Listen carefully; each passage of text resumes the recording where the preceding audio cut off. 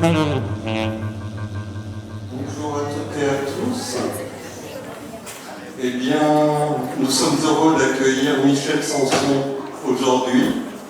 Alors, Michel Sanson a réalisé pendant 89 à 2016, pour le dernier, 2014, avec Jean-Louis Comolli, une série de films documentaires sur la vie politique de Marseille, en suivant des grands rendez-vous électoraux qui ont marqué la ville.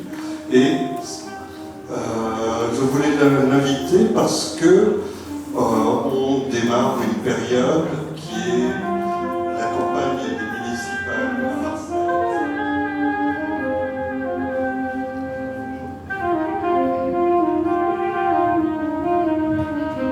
Ça commence comme une très vieille histoire. Il y avait une fois une ville, et sur cette ville, un homme, Gaston de Fer, régna pendant 33 ans. Quand le monarque mourut, les habitants se rendirent compte que leur ville était à prendre. C'est juste pour son père. C'est un arrangement. Et la nécessité aussi de faire face à la mesure des leçons qu'il nous a données. Voilà, je pense que les conseillers, tous ensemble, on va le prendre. Et je pense que nous ferons tout pour en être dignes. Les histoires de succession sont toujours des histoires tragiques, et plus encore sur les bords brûlants de la Méditerranée, où la passion est rendue à l'incandescence, comme dans ces familles où le pardon est interdit.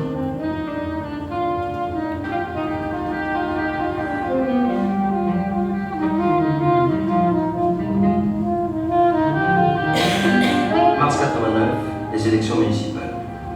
Je revenais à Marseille pour retrouver ma ville dans son instant de vérité, au moment où chacun des prétendants allait jouer le rôle que l'histoire lui avait assigné. Je revenais pour voir ça de près, de très près, comme au microscope.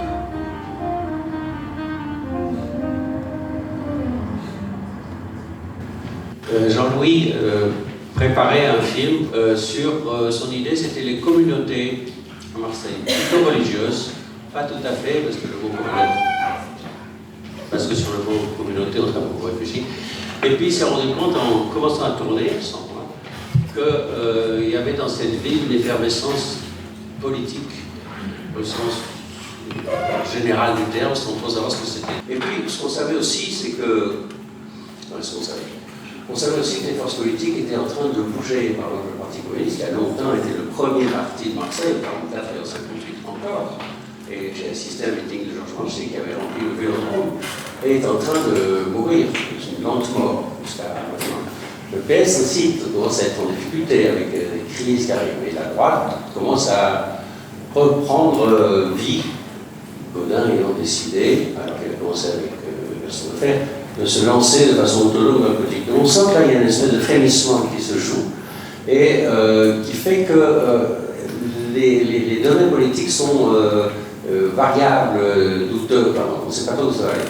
C'est une première chose. La deuxième chose, c'est qu'effectivement, quand le fer meurt, c'est pour ça qu'on a gardé cette scène de sur l'affaire 3, d'abord ça se fait, alors qu'il y a le protestant laïque, ça se fait quand même à la cathédrale. Toutes les religions sont invitées à parler, plusieurs pancartes. Voilà. Et on sent que derrière cette succession, une question majeure dans la vie politique nationale et locale, tant chez Bachar al-Assad que chez Bush que chez nous, se joue quelque chose. Et dans la bataille politique apparaît, voilà, le traître, c'est Pesé qui a tué Gaston de Fer. Au point qu'il y a des rumeurs qui pensent qu'il l'a vraiment tué, c'est faux. Mais la politique a besoin de fiction aussi. Le cinéma du réel raconte que, par exemple, moi j'ai vu quelqu'un, le monsieur il est boucher, on parlait, il est boucher. Lui, il joue le boucher. Et quand on le filme, il joue le boucher. C'est très bien qu'on le filme. Et je pense que ça, c'est une question majeure. Les gens savent toujours qu'on le filme. Ils se mettent toujours en scène. Les poissonniers du Nord, qui vendent des poissons plus chers qu'ailleurs depuis à peu près 40 ans, ils savent très bien que l'actualité, c'est de raconter que, alors à Marseille, on passe ceci, cela. Ils jouent leur rôle.